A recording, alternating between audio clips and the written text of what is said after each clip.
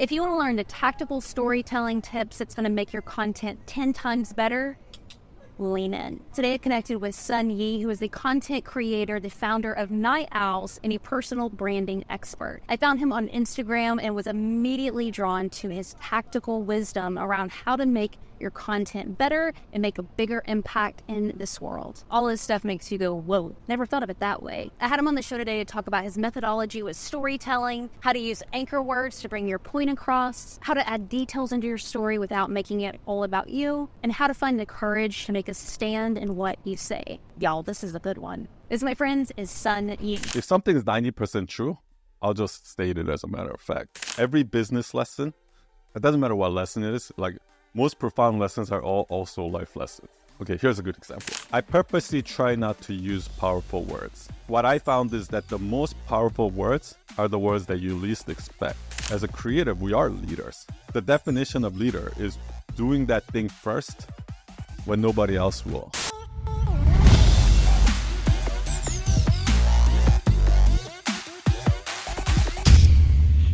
Y'all, Sun here don't know me from anybody, but I decided that I'm just going to be his friend and get into his ecosystem, into his world. Because when I ran across your content on Instagram, first, like aesthetically, it looked really nice, which is cool. But when I got into what you were saying, I was like, damn, I want to know who this person is. I think I immediately sent you a DM, which I never do that to people. I'm not one of those people who DM strangers very often, but I was like, I love your content. Now, you have such an interesting story. I think I saw myself in you a lot with how hard your beginning was, starting your business and the grind of it and what you've built since then, and the receipts, like the young kids call it, that you have now is so encouraging for other creatives, and a reason I wanted to have you on the show. I just am a huge fan. I'm honored that you took some time to spend an hour with us, Sun. So thank you for joining us. Tell us, when a stranger sits next to you on an airplane, what do you tell them that you do?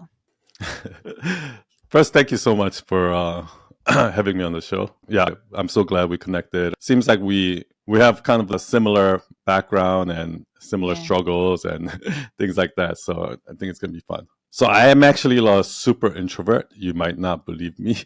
So when I go to these conferences and they're like, okay, now, turn to the person next to you and do like, I'm like, oh, I just want to go to the bathroom. Like, so I don't really talk to strangers. I need to get better at this, actually. I'm glad you brought it up, but I usually just tell them I'm a marketer, because like once I start going to personal branding and things like that, I think a lot of people just don't know what that is. So I guess I'll say I'm a marketer, and if they show more interest and we start getting into it, see, I don't like small talk. So that's kind of my quick test to see, okay, is this a small talk or are we going deep, right? And once I feel like we're going deep, then I will go all out. But I guess right off the bat, I should say something else, but I say marketer. What captured your attention and heart and energy around personal branding? So it was all kind of by accident. So I didn't know anything about this space, like even self-help, personal development, all of that world. Yeah. I've heard of the name Tony Robbins just because I saw him in Shallow Hell. Yeah. Yeah. Like, so I was like, okay, he's a motivational speaker or whatnot, but I didn't know anything about him, right? And we used to work with corporate brands. So like some Fortune 500 companies, big startups and things like that. And this was maybe like 5 years into our agency. And I was getting to a point where I was getting really bored. And I felt like I left my corporate job. And then now working with corporate clients, I feel like I'm going into my office. Like I'm going to work in my own company. And I was dreading going to work in my own company, like, because it was so boring. And then Gabby came. I don't know if you know Gabby Bernstein. She's like also kind of like a motivational speaker. Yes. So she found us one day and I started working with her. And it was like a completely different experience, because usually I work with marketing managers, CMOs, marketing directors who have no stake in the actual project, right? To them, it's just a 9-to-5 job for them, right? That for the company they work in. But with Gabby, like I felt like I went back to my roots when I'm actually working with the stakeholder, trying to like do something creative, take risks and I just had like the most amazing time working with her. And it shows, because like when we launched our website, it started winning it started getting featured on all these blogs, like top 10 best personal brand websites, and she would always rank like in that list. So a lot of people started finding us.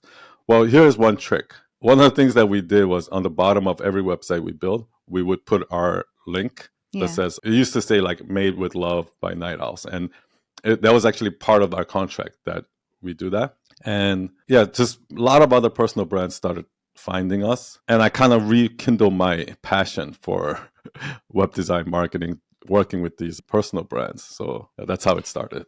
And the thing that I love about your content is when we talk about personal branding, folks talk a lot about, positioning and being authentic and all this stuff. And I don't know, I've been trying to pinpoint over the last couple of days what it is about what you're saying that's so interesting, but it's stuff that I haven't really heard. And I don't know if it's the way you're that's your tagline. Think differently, or I'm going to make I never thought of it that way. Yeah. I never thought of it that way. Yeah. It works. What you're saying, I've said, I was just reflecting to you, like you have such a different mindset, I think, when it comes to looking at a personal brand. And I'm curious where that came from. Is that innate? I guess so let me go back a little bit. So I used to work with personal brands, but I didn't build my own personal brand. I was always kind of the shy person. I was never like a creative person. And I told you I'm an introvert, so like I'm always the quietest one in the room usually. And what happened was I started kind of noticing a trend. Like when we started working with this guy named Michael Brody-Waite, who's like a Inc. 500 CEO, and I'm like, why is this guy who has a super successful company starting a personal brand? Why is he starting a YouTube channel, right? And then we work with Mark Randolph, who's like the co-founder of Netflix, and same thing, right? Like, why are they writing a book? And I started noticing like Kevin O'Leary started a YouTube channel, and I see like Ray Dalio writing a book and going on podcasts. And I was like, something weird is happening here. And I think these billionaires are starting to notice that influence is the new oil. Like Mr. Beast has more influence than like a show on the Disney Channel. Right. And I think a lot of these billionaires are started noticing that. And I think that's why they're investing heavily into their personal brand. And you can kind of see, right? Like Kylie Jenner, just overnight youngest billionaire, Kylie Cosmetics. So I was like, okay, I think I need to invest in my own personal brand. But in the beginning, I was still shy. And one of my mentor, Laura Belgrace, I was on IG Live with her, and she's like, son, like you can't keep hiding behind the curtain. Like you can't keep, being your client's best kept secret, right? Like be a star, get in front of the camera. And so I just really took that to heart, and I started showing up. And one of the things when I started putting out content, I realized that I started getting that comment, actually. I would keep putting out these content and people would comment like, oh, I never thought of it that way. And I kept noticing it over and over and over. Like I have, like if you go through my posts, I have thousands of comments that say, I never thought of it that way. Wow. And my clients always say that to me when I'm in meetings. So somewhere along the line, I realized, okay, that's kind of my superpower, making people say, I never thought of it that way. And then I kind of reverse engineered it to see what is it that makes people say, I never thought of it that way.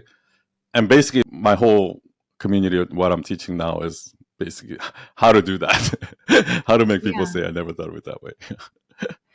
One of your emails I got recently talked about taking myths in your industry and flipping it around. And, I've heard folks say before, you got to stand out, you got to be controversial, you got to do this. And that always was hard for me because, dude, I'm a former therapist. I want to like hug people and, I'm like the most, to a fault, uncontroversial person. I don't know what it is about the way that you worded it, though. It was easier for me to accept. And like a big light bulb went off for me where I was looking at my content and I'm like, I'm not standing for anything. I'm not really sharing how I feel. And I think I was been so afraid to push good people away or make blanket statements that aren't, Yeah, that's so common. I feel like that's actually the biggest obstacle for most people that I teach. Really? Is that like they would come to me with a carousel or a story that they've written, and I would look at it and I'll be like, instead of using this word, because they'll kind of like play both sides and kind of, Sure. what do you call that? Like have both. Yeah. just because I think what we're doing is when we're writing the content, we know that that's not entirely true, that there's nuances and there's exceptions. And Yes. do you know what I mean? So we're afraid to say one thing as a matter of fact because we know that there's this exception or there's whatever other case scenarios. And we're like, people are going to attack me and say, like one of my biggest pet peeves used to be when people are like, well, actually, that's not necessarily true. Like those kind of comments. Yeah. So, and I know that, and the reason why it triggered me because I know what they're saying is true, right? But I purposely left it out because what happened is there's no room for nuance on social media. That's why I have a podcast. That's why I do email because, like when somebody's on Instagram, they're most likely at a Starbucks waiting for their coffee and just swiping through. They're not paying that much attention to the content. And in that 10 seconds when they're going through my carousels, I need to hook them. And there's no way I can be nuanced in that 10 seconds. If something's 90% true, I'll just state it as a matter of fact. And I know that's controversial, but, for the 1% of people who disagree, who are haters that I'm never going to convert anyway, like I'm literally letting go of my 99%. Yeah. Because I'm playing it safe, playing it lukewarm. Do you understand what I mean? So finding, I grew up Southern Christian Bible Belt. You sit down, be quiet, blah, blah, blah, blah, blah. And I'm 37 now, and I feel like I'm just now finding my voice and figuring out what I believe and what I stand for. And that practice that you had us go through in that email, man, I spent all day on that. I had my pad out and I was just really thinking through what are myths in my industry? What do I actually believe here? And it was almost embarrassing how difficult it was for me to really sort through my truth and what I want to represent out there. I'm curious how you work with folks who maybe like me are like, you know what, son? Okay, cool. I'm going to draw a line in the sand. I'm going to share how I feel. Holy crap. How do I feel? What is the truth that I believe strong enough to detour people away from? It takes time, first of all. I'm not gonna lie. Yeah. It's the way I laid it out. It might sound simple, but once you actually dig in and start doing it, it's a lot harder than you think. Yeah. And so to give you an example, like I base everything based on my personal experience. And every time I put a piece of content, I try to start with the myth. And that's like an important part because, the truth, the lesson doesn't matter because this lesson might only apply in this case scenario. And it doesn't apply in other case scenario. For example, if I say, do what you love, never work a day in your life. Well, if somebody is like there spending 3 years trying to find their purpose and passion, actually, that would be a terrible advice for that person. Do you know what I mean? Right. So what I try to do is I every piece of content that I make, I'm actually talking to one specific person.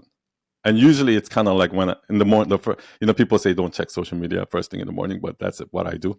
So I'll check DMs and stuff like that. And people will send me questions. It's like, I love what you said about this, but I'm struggling with this. What should I do? And I'm like, okay, that's a content right there. So literally when I'm making content, I'm thinking about that person now. And I'm making it for that specific person. But what I found is that when I do that, more people resonate with it. And in terms of myth and truth, so for example, like I said, from my experience, what I noticed is like a lot of people asking me, like, how do I get big clients? And how do I get clients like you, right? So I go back, I'm like, okay, first I put myself in their shoe, which is like so important. A lot of people can't do that. Like in storytelling, you have to be able to put yourself in the audience's shoes, right? Yeah. So I'm like, okay, when did I have that same struggle? When did I have that same exact question? So I go back 10 years or whatever it is. And how was I, right? So now I can speak from their point of view. I said, hey, you might think that you're going to have to reach out to all these people, or you're going to have to like, whatever, win awards or whatever it is to get these big clients. But the truth is, for me, I went over and beyond in everything I do. Like even in my 9-to-5 job, I went all out. And everybody used to tell me like, son, don't kill yourself. Right? If you finish that faster, they're just going to give you more work, right? Like, what's in it for you? Like they would say things like that, right? But then I didn't really listen to them. I did it because I enjoyed doing it, and I was learning while I'm doing work, right? So I talked about that. I said, in every job that I worked in, I literally give it all, right? And people would tell me all those things, but I didn't care. I just did it. And what happened was one that led to another opportunity, and I give it all, and led to another opportunity, I give it all, and so on and so on. And that's how I ended up getting these clients. And when I said that on the video, I got Instagram is actually not too bad. Instagram, we have a pretty good community, so I don't get like negative comments. But on YouTube and TikTok, people started going like, oh, this is how you become slave to corporate, and this is like such a terrible advice that you're basically telling people to like work for work for free. Like, what if your boss is an asshole? And I have rebuttals to all of that, but I don't care, because that's not what that piece of content is for. That piece of content is for people who needs to hear that. So I don't care. And usually, like, when there's haters and comments, you compare it to the number of likes, it's way off. Like, usually it's a small number of comments. Well, son, okay. I know I just gave you a lot. No. I admire that, and I think it's cool. And part of me wants to jump on the bandwagon and be like, yeah, exactly. Haters gonna hate, But here's my heart, and like, I'm like, I don't want people to take me the wrong way. And if they misunderstand, being misunderstood, we don't like that as human beings. And for you to feel comfortable with someone who doesn't know you to assume something bad about you, or that you have ill intentions, or whatever. How do you navigate that as a human and walk around? Is this just a reps game, or? Yeah, you're a therapist, so you know this. But so for you, I love what you said about like, oh, I have good intentions, blah, blah, blah. See, I'm not actually coming from that place. I mean, I have good intentions, but I think I have a different trigger than you. So your trigger is like, you want to be kind and nice, like selfless and all of that. Not liked, disliked. Yeah.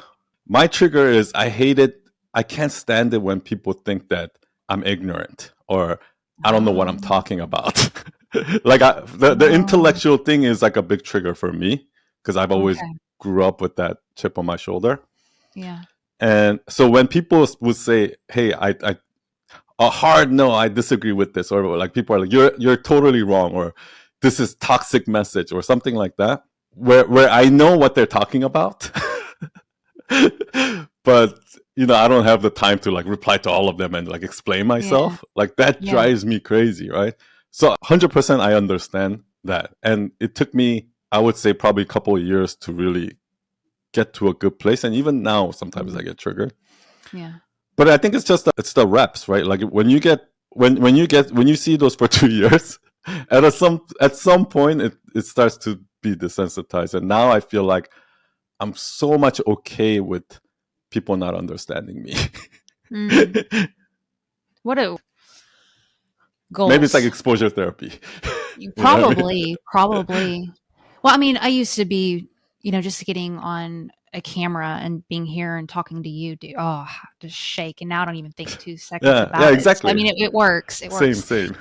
So I'm going to restate what you shared to make sure that I'm understanding correctly. So your approach is social media. We're using that as an opportunity to lay a stake in the ground, draw some lines, make some bold statements to capture attention. We're not worried so much about context and preferencing things in that medium. That's where we bring people into our community, our ecosystem, where we share more stories and kind of a holistic view of what we really believe. Perfect. Yay! You're summarizing perfectly. Yeah. I was listening. Like, you have to go from short form to long form, like, because short form, I found this like later on, but short form just doesn't sell at all.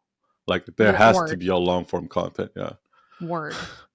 I agree with that fully. So tell me where the storytelling piece comes in, because you have a membership site and you work with folks, the night owls, to craft better stories, become better communicators. And that is such a big ass topic. I mean, you can tackle it in a million directions. Where do you find yourself seated in the storytelling world? Like, what hill would you die on? What are you the most passionate about in storytelling? Well, the main thing at Night Owl Nation, I think, is, and I'm starting to learn that this is more and more true as I talk to more other creators who are like huge or great storytellers. is that you can't really learn storytelling from a book and then that's it. Like you have to practice it. Well, I don't like And what that. I found, yeah. I'm just playing. I found that like a lot of these great storyteller, when I talk to them, a lot of them keep a diary, or they kept a diary when they were young. And what happens is every day, if you're reflecting in your day and you're kind of writing it down, you become so much more self-aware, socially aware. Mm-hmm. You get to reflect on your life. And this is what I was telling you before the call. Like when I first started this community, I'm like, I'm gonna teach marketing and storytelling, and like I'm not gonna get into that woo stuff, right? Yeah. But then as soon as we started, I quickly realized that I do have the woo stuff is actually most of it, because people don't Preach. reflect. I'll give you a good example. Like, I'm not going to say the name, but we had a member who was telling a story about like how when I was in school, I wanted to prove everybody like this, and then everybody was against me. But then I just kept doing it, and then I proved them anyway. And that's when I realized that, don't listen to anyone, blah, blah, blah. But the thing is, like, so one of the things that we talk about is inner transformation of the character. Like, what's the old you versus what's the new you? And so I asked the question, like, what's the old you in that story? And quickly, like, through that conversation, what we ended up figuring out is that person was still telling the story from a place of trauma. Like, I'm like this and I just want to prove myself. And it still has that like trauma built in, right? Let's say somebody was like so quiet and they never try to like prove themselves or anything, but then they ended up doing it. That's a transformation. But for this person, they were trying to prove something. So there was some sort of a trauma that's causing them to want to prove something, and they did. And the lesson that they should have learned maybe is something like, oh, I learned that I didn't need to prove myself at all.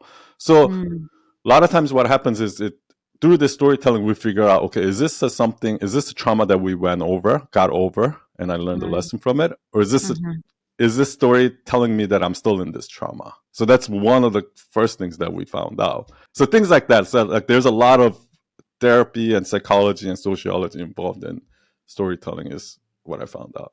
That's why you need to practice. That's why you need to practice. Yeah. I think what's been interesting is wrestling with the focus of you, meaning the us as the character, and then tempering that, filtering that through what are people interested in and making content for other people. And there's kind of like a wrestling there a lot of times. Cause like how do you connect from here to here?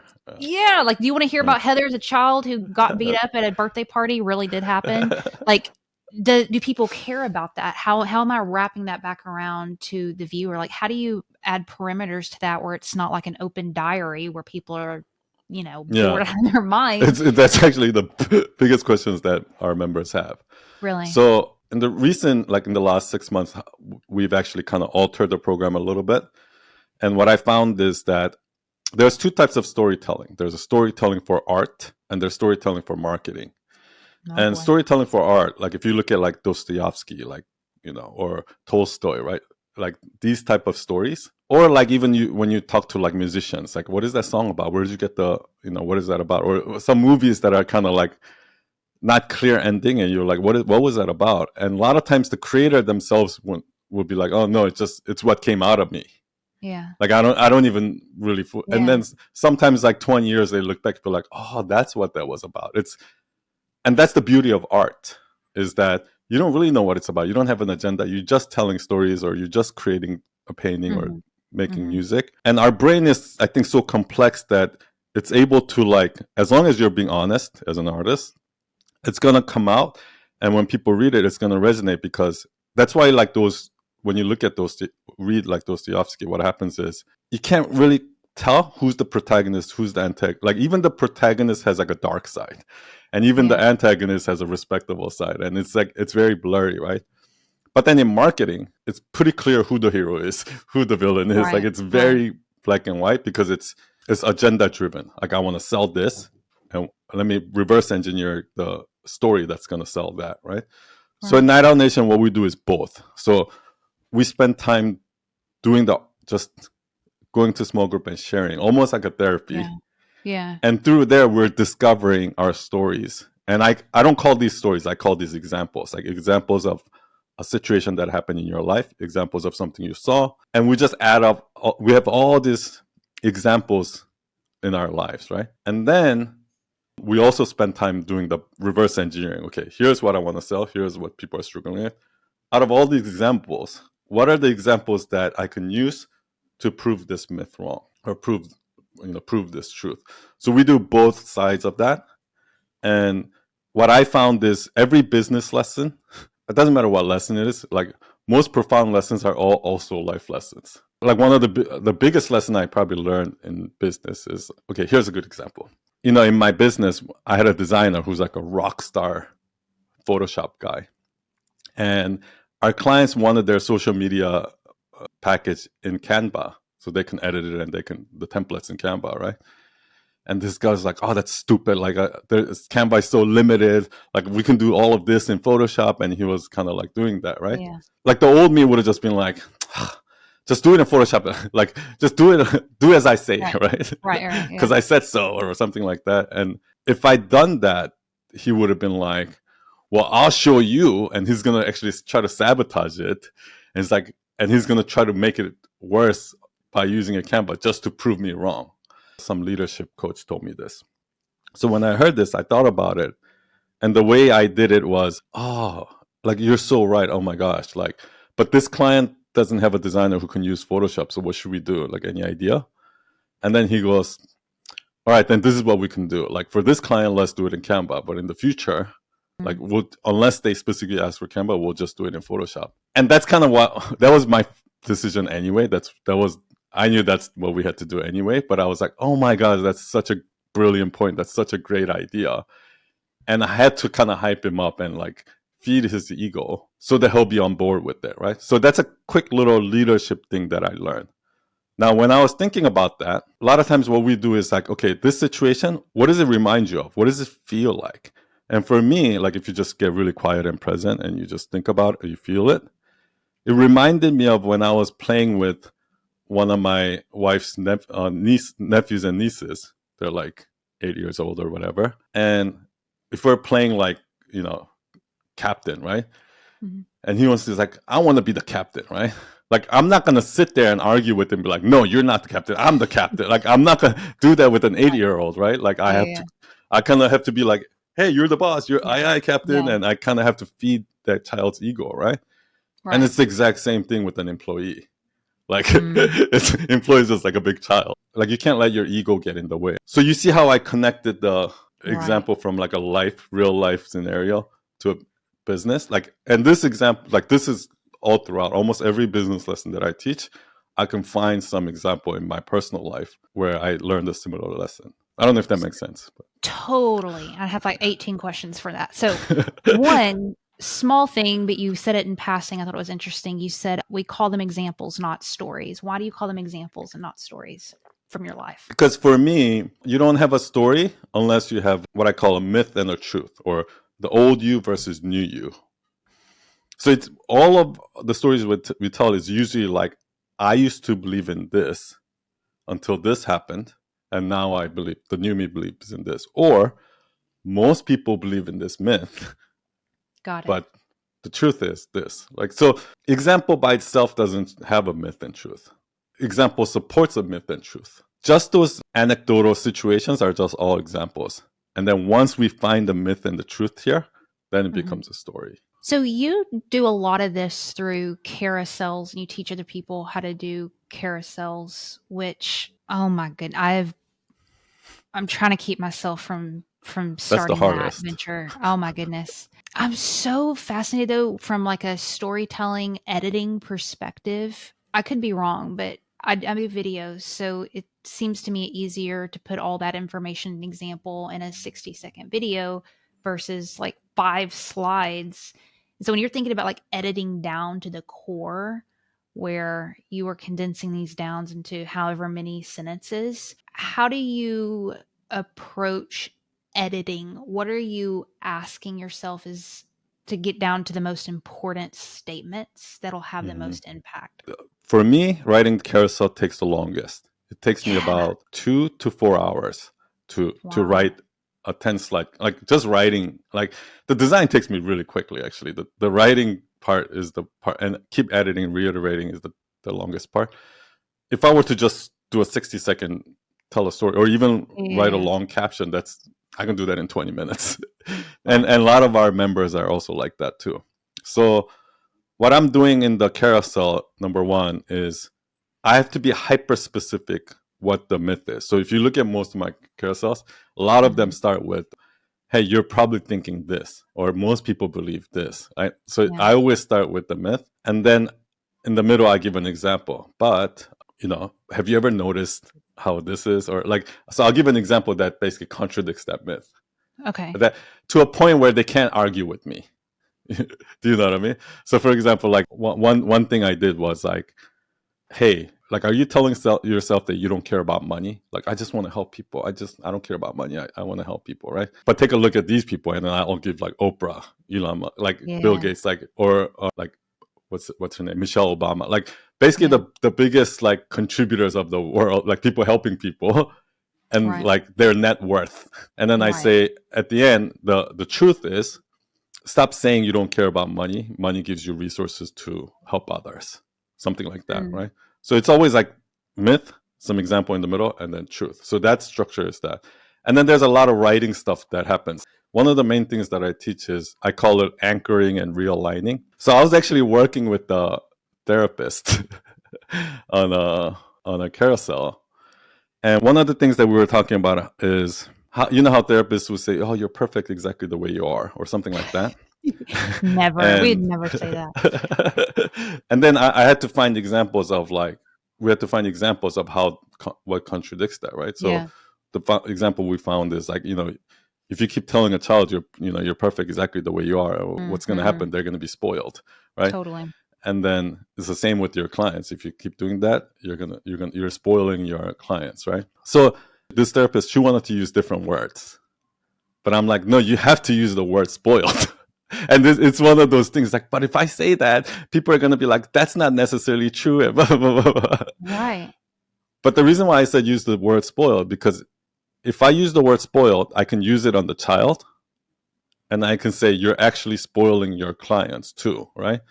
So I'm anchoring, using the word spoil as an anchor, and I'm re-bringing it up. So if you look at my carousels, you're going to start to notice this pattern. There's these anchor words that I use over and over and over throughout the carousel.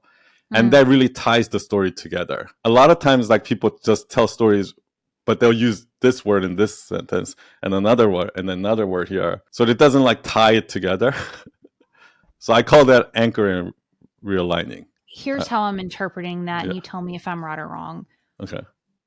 The reason you do that is it's less room for misinterpretation because you're using the exact bingo. Exactly. I want to find that one word that I can consistently use so that people understand that when I'm talking about this, I'm referring back to this slide. Do you understand what I mean? All right, son. So we're going to get out of the weeds for a second. We're going to get back into the air, and we'll go back into the weeds in a minute. But I got to get back in the air because everything you're saying feels so uncomfortable to me innately. And back into the therapy woo stuff, man, like, walk me through, help us like reframe this a little bit, because I feel what that therapist said. I work with a lot of like helpers, healers, people kind of in that space. And we're like, we're here to be a bridge. We are here to connect people. We're here to build community, son. We're not here to divide and conquer. And I feel you from a marketing brain, but man, how do we reframe this? Like, help us out here. People say, okay, you have to have confidence, or you have to just, you have to get over your fears. But I just found that that's like, it doesn't work at least for me. Like, I can't be confident about something that I don't believe in. Like, so if I'm scared about something, like, I can't just hype myself up and do that. So I just think that what has to happen is, in the beginning, you do have to take that a little bit of leap of faith, and that even though it's scary, you have to do it a few times. And then what you're going to see is, you're going to start to see response from people. And you're going to realize, actually, it's, number one, it's not as bad as you thought. And number two, you're going to start getting validations from other experts. So that therapist is the same thing. There's this like famous therapist I think in Australia, But one of the things that she talks about is all the pop therapy out there, the Instagram therapists, right, that are giving the same advice, and how like some of them are not, some of them are actually damaging, and she'll actually go all out. She's like, this is bullshit, and she'll actually be pretty vocal about it, right? And yeah, there are people who are going to be like, this is whatever, but overwhelming majority of people are like, this is what I needed to hear, or people are like, thank you for finally saying it. So a lot of times when you do say those controversial things that you believe to be true in your heart, because that's what happens to me. I see all these creators, designers, marketers out there giving very blanket advice and whatnot. And there's, I have some pet peeves. I'm like, oh, that's not right. Or that, I disagree with them. So I'll voice it. And usually people will be like, oh, thank you so much for bringing that up. Like I was thinking the same thing, but didn't know how to word it. Or like, I was too scared to say it or something like that. So that's actually what you're referring to as a creative. We are leaders. And like the definition of leader is doing that thing first when nobody else will. So I used to have so many moments like that in a meeting where I'm like, people will say, oh, any questions? And I had a question, but I'm like, this is a stupid question, right? So I would keep my mouth shut and not say anything. And then somebody was like, I have a question, and they'll actually ask the question that I was thinking. And then as soon as he said that, everybody else would be like, oh, I had the same question. Usually it's like that. If you tell the truth, what you in your heart, what you believe to be true, there's going to be tons of people out there who also been thinking that, but was too afraid to say it or something like that. And at that moment, what's happening is, because you feel that way and that person feels way, but that person hasn't really heard anyone else say it. So it creates this instant bond where you're like, oh, you're like me. We have a secret that nobody else knows. Just me and you feel this way. And that creates an instant bond. And that's why when you tell a secret to a friend, you guys know something that nobody else knows. It creates that instant bond, right? And you can do that with your audience too. Has there been a time you've made a statement and then later on changed your mind? Yeah. So actually it was regarding therapy. I said, I just made this up, right? Like, okay, full disclosure, all my content is like shit that I made up. Like nothing is based on science or anything like that. It's all based on my personal experience. So I said, your tagline, that's hilarious. I just made it up. I said the science behind imposter syndrome, and I used do you know Dunning-Kruger effect? So I used that as an example, and I didn't know this. Like, to me, I just kind of logically thought, oh, Dunning-Kruger effect is probably the reason why people have imposter syndrome, even though they're not, they're not beginner, they're experts. They still have imposter syndrome, right? And I didn't think twice about it. But when I posted that, all of these like therapists, not all, but like 2 therapists were like, this is not factual. You shouldn't talk about this. So what happened was, after that, it forced me to go Google it. So I started Googling the science behind imposter syndrome and Dunning-Kruger. And there's like a whole, it's not set, but there's a debate about it. It's like, is this the reason? And so it's not like set in stone. Right. So that therapist was actually wrong, because it's not set, like, but I was wrong too, because it's not science. So the next time I repost my content every like 6 months. I just repost the same content. So the next time I reposted that carousel, I changed the cover. So instead of saying science of imposter syndrome, I just said, this is why experts have imposter syndrome. And so I make slight adjustments like that on my content I repost. And also, like, this is the beauty of sharing your content. You might be scared, but when you start, for me, I don't know if this ever happened to you, but like, I'm like, oh, I'm so sure about this topic. But then when I'm about to like debate somebody or like talk about it in public, I'm like, okay, let me just make sure, and then I'll do more research.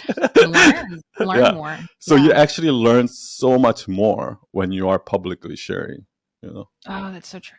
Okay, let's go back into the weeds again. We're out of the sky, back into the weeds. You were talking about these anchor words, and I'm curious how you choose powerful words. Context. I've been thinking a lot about my titles and shifting stuff, and I use a little bit of AI and different tools, and they talk about like power words and emotional words and stuff like that. And I'm from Arkansas, man. I'm a homeschool Southern country girl who says y'all, and so my vocabulary, if you tell me I just need to read more, I'd be upset. No, it's actually quite the opposite. I purposely try not to use powerful words. And Really? what I found is that the most powerful words are the words that you least expect. So here's an example. Like, I saw this video the other day where it was like this YouTube short, and these Mhm. two adult children were at Walmart parking lot where the dad works at Walmart. So he had the vest and everything. He's putting away the shopping carts in the parking lot. And the daughter and the son comes up to me. He's like, Dad, happy birthday. And it's like, here's your gift. And then it's a small toy car and a card. And he opens the card. He's like, funny. The dad's like, funny. And then he's like, Dad, turn it around. And he turns it around, and it's a card. And he's like, what does it say? And he goes, Telsa. And then he goes like, and then it was a Tesla key card. And behind it was a brand new Tesla. They bought him a Tesla, right? And then the dad, all of a sudden, his first initial reaction at that moment was like, I'm so tired, right? And you can literally see him breaking down. You can sense that he's had a rough life. He's been working hard. And that this gift meant so much, and it just relaxed him, and he was able to say, I'm so tired. And it was like almost in tears. And when I read the comments on that video, everybody was like, when he said, I'm so tired, that just hit me, or like I can so relate to him, so I the feel most it. powerful word in that Yeah. video was I'm so tired. Wow. That in itself is not a powerful word, right? But in that context, so what I found is like I try not to look for powerful words. What I do is I just try to tell the story as genuine as possible. For me, actually, the most powerful moments are when somebody's being vulnerable with the details. And this is what I mean. Yeah. Okay, this is my wife, so I can talk about this. So my wife had told me. So my wife also does this storytelling. So she was telling me the story of like when she was young, she's never had wore a skirt before, right? And she always had hand me down from her brother until one day, like it was like some sort of a special day, and her parents bought her and her sisters a red dress, all of them, and she was so happy that. It was like I was asking her what was the happiest day of your life, and this is what she was telling me. Right? She's like she was so happy that she put that dress on and she wore it to sleep. She didn't want to take it off, right? And eventually, like the lesson of the story is that like whatever you're never gonna be happy as that, right? Like she can have all the cars and all the boats and mansions in the world. She'll never be that happy, and it was a lesson on happiness, right? So I asked her to retell that story in the community, and she left out the part about her sleeping with the dress on. But that was the best part of the story. That was like the little detail, the vulnerable detail, and a lot of times we leave those stuff out because we're like, am I the only weirdo who does this? And we're scared to say it, right? Here's another example. This might be more clear. So there was a member who was talking about like she was not doing anything at home, but she wanted to hang out with her friends, and she found that all of her friends went to the beach but didn't invite her. So she was like sitting there, wow. But then like later on, they did actually send a text. It's like, hey, we're going at the beach. We're going to be at the beach, and she's like, instead of saying, oh yeah, thanks, I want to go, like something like that, she was like, oh cool, I'll see if I can make it. Yeah. And then what she did was she actually went to the beach and like a little bit away from where they are so they don't see her, and she sat at the bench waiting for them to text her. And then when she texts us like, are you coming? He's like, yeah, maybe I'll stop by or something that, right? But anyway, that's like part of the story. But she left that when I asked her to retell the story in the community, she left that part She's out. embarrassed. And I'm like, yeah. But that's the best part of the story. So a lot of times like our gut is like, oh, I'm scared to tell that part. Like I don't know if I should say it because I don't know if I'm weird for saying this. Most of the time, that's the best part of the story. So you should say it. Isn't it interesting how complicated? I mean, I just gave an example, of how complicated sometimes we make things. It's like we try to hack a story versus really diving into, like you said earlier, the inner work and what's honest and what's vulnerable. And it's not complicated. It's just so damn scary. Yeah. One question that I always ask people is, because people usually try to, whenever somebody's giving you a vague story where you kind of understand what they mean, but not really, that's how you know that it's not vulnerable. So this yoga teacher, wellness coach was telling me like, son, I just feel like such an imposter. I feel like everybody thinks of me a certain way. I don't think I'm living up to it and things like. So she kept going on and on and on. I was like, yeah, I kind of get what you mean, but the question that I always ask people is, can you give me an example? And when I said that, she's like, she kind of took a pause. She didn't want to say it. She's like, I'm a yogi who smokes. So every day after my noon class, I go around the back, I hide from everyone, I smoke a cigarette, I'll come back, wash my hands, and then I'll go to brunch so that nobody smells my smoke. And I'm like, oh my God, that was literally, you didn't have to spend 15 minutes explaining all that imposter syndrome bullshit. All you have to do is just give me that example. And that says everything, right? But usually it's the thing that we don't want to say. Do you know what I mean? And you're like, let's put that on your homepage because that is a great line. Yeah. That's a great brand. I know we're getting close to the top of the hour. I wanted to go back a little bit. You're a designer. I mean, you have a visual element to storytelling. And I was just curious, like listening to some old interviews of you, looking at what you're doing now and stuff. Does that still have your heart as the visual element most, or Yeah. are you? Yes. It's actually a big part of storytelling. One of the things I realized is that I started out as a designer. I did coding, I did photography, videography, and all of that. What it led to is all of those are just medium for storytelling, right? At the end of the day, you're telling a story.